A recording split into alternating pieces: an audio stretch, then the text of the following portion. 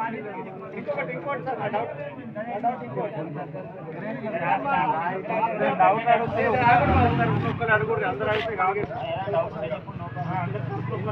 ఆత్మీయ భరోసా కింద 1200 ఇస్తామని స్కీమ్ కింద ఇప్పుడు మా దగ్గర అసలైన అరువులకు ఒక్క పేరు రాలేదు.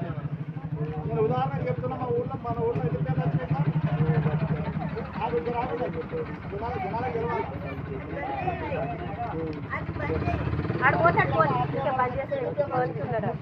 3 పేరు నోలే అవి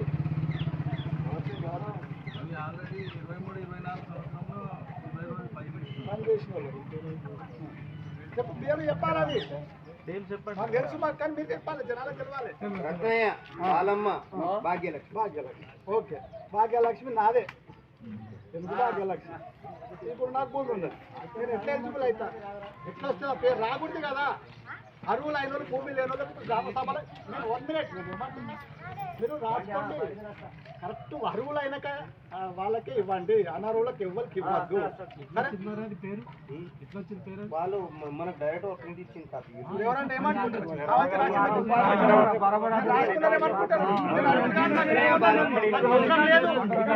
అవసరం లేదు. భూమి లేని ఎంతమంది? భూమి లేని భూమి రాని వాళ్ళకి మాత్రమే, భూమి లేని వాళ్ళకి మాత్రమే ఇవ్వాలి.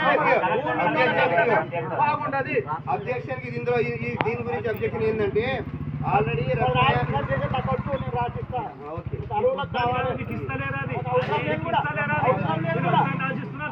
అవసరం లేదు కూడా నీకు అడగట్లేదు. నేను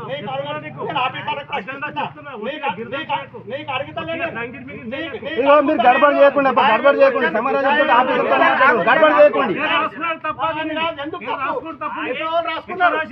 అడుగు ఎవరు రాసింది?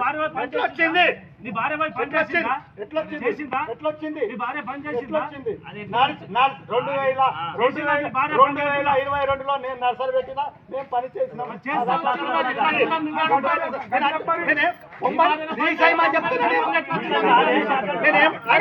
కొంచెం నాది కాదు. నేను ఉదాహరణ తీసుకుంటే మొత్తం వినండి.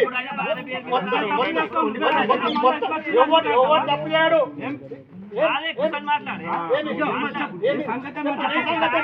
చెప్పు నీ సంగతి చెప్పు.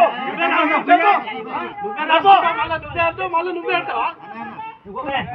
నేనేమంటున్నా, 10 కానీ మన భూమి లేదు ఉన్నారు. ఇప్పుడు రావాలి.